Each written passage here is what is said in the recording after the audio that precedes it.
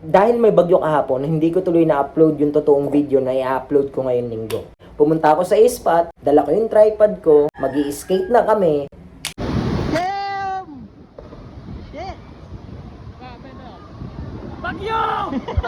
Pero naalala ko na wala pa pala tayong skate questions part 4. So kinulekta ko ulit yung mga malulupit nyong tanong. So eto mga man, skate questions part 4. Tara.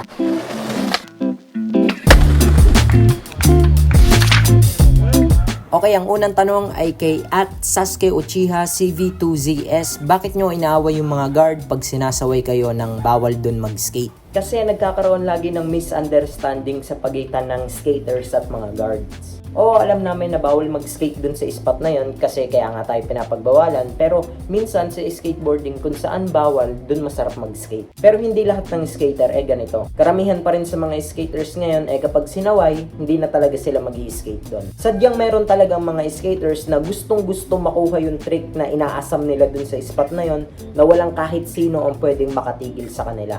Kahit mga guards. Tanong naman ni @AQWWA, napapalitan ba ang pivot cup? Oo naman, isa yung pivot cup sa replaceable talaga na part ng skateboard. Kuha lang tayo ng pang-pluck ng pivot cup katulad ng screwdriver o kahit anong matalim na bagay para matanggal yung lumang pivot cup tapos palitan natin ng bago kung sira na talaga yung lumang pivot cup natin o butas na. Tanong naman ni J-Lord Candole 6609, Kuya Troy, pwede ba i-tricks ang skateboard sa Shopee? So kung natatandaan nyo, gumawa kami ng test nun sa Shopee Skateboards at masasabi ko na pwede naman talaga siya gamitin pang skate. Kaso yun nga lang, restricted siya sa mga flat ground lang. Kasi positibo ako na pag dinala natin yon sa mga stairs, gaps, rails, hindi tatagal yung skateboard na yun at hindi natin siya magagamit nang ine-expect natin. At tanong naman ni Marcel King Y6Q, Kuya Troy, paano po ba tanggalin ang air bubble sa grip tape? Madali lang tanggalin yung bubbles sa grip tape. Kunyari, nagtatakip pa lang tayo ng grip tape, di ba? Hindi pa siya cut. Kung may bubbles dito o dito,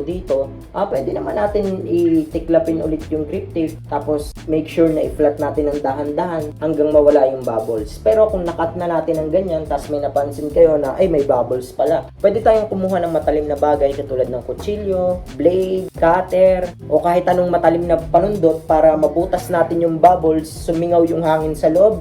Tapos pwede na natin i-flat ng ganun. Kahit i-flat lang natin ang daliri, magpa-flat na yun kasi meron ng masisingawan yung air bubbles. Tanong naman ni Quandale Dingle 8773, Broski, worth it pa ba mga complete setup ng Northside Skate Shop? Sana masagot. Oo naman man, kasi skate rated lahat ng parts ng meron yung full set ng Northside Skate Shop. Kasi tinitest muna namin talaga yon ng actual yung mga nakakabit dun sa complete set na yon bago namin ibenta sa mga skaters. Tanong naman ni @101 Champurado 8, hello po, namili akong boiling skateboard from Wang Hardware. Pero mabigat siya kumpara sa ibang skateboard na natry ko. Ano ba ang dapat kong palitan, yung tracks ba or deck? Magandang tanong to, pero para sa akin, siguro hindi pa lang tayo sanay sa bigat talaga ng normal na skateboard. Bilang beginner skater, syempre ayaw natin na mabigat, di ba? Kasi paano nga tayo makakapag-tricks? Paano natin mapapaangat kung mabigat yung skateboard natin? Pero yun yung normal na weight ng isang skateboard, mga man. So para sa akin, siguro hayaan mo muna hanggang masanay ka. At eventually, pwede ka magpalit ng parts kapag may mga nasira na. Pero kung nababother ka pa rin sa weight o bigat ng skateboard mo, mas maganda palitan yung tracks. Tanong naman ni Sir Kiak Online Channel 8943, bagong bili yung skateboard ko pero lumiliko. Sana makahanap ako ng expert technician.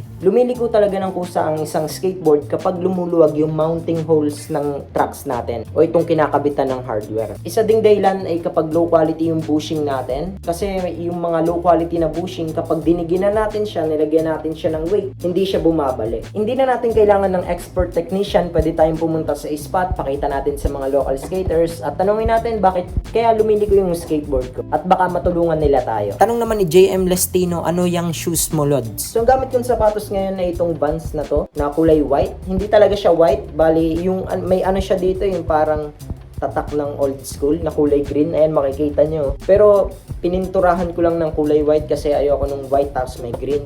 Ang nabili ko lang to sa kaibigan ko na si J. Ashley Mason plus discount, kaya nabili ko lang to ng 600 pesos. Last na tanong ni Batang Lagawan, Boss Idol, anong sukat gamit mong deck? Tingnan natin. Eto. Size 8.0 man. Pasensya na kung wala tayong malupit na video ngayong week. May bagyo, mga man. Pero ingat kayo at skate safe.